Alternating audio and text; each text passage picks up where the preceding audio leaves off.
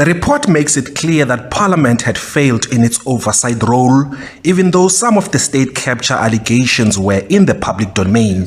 The State Capture Commission of Inquiry has made several recommendations for consideration by Parliament.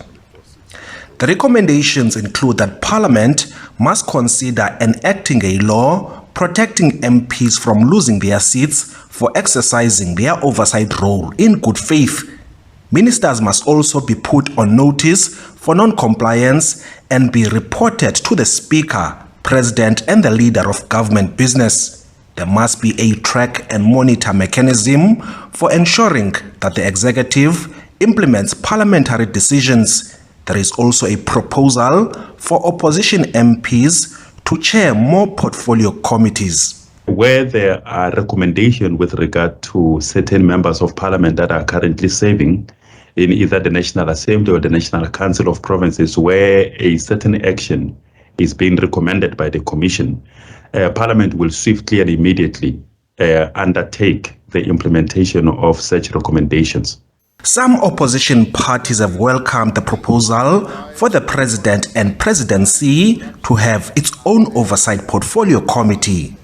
We are in support of a portfolio committee over the Presidency that will enable Parliament to exercise greater oversight.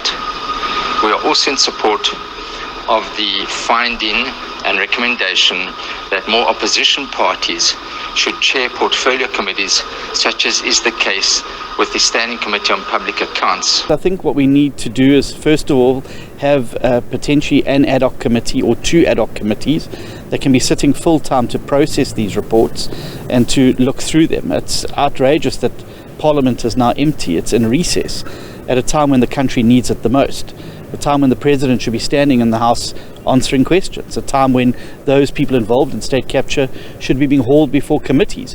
Meanwhile, Parliament is racing against time to implement a constitutional court order to amend the Electoral Act by the 10th of December. This will allow independents to contest national and provincial elections.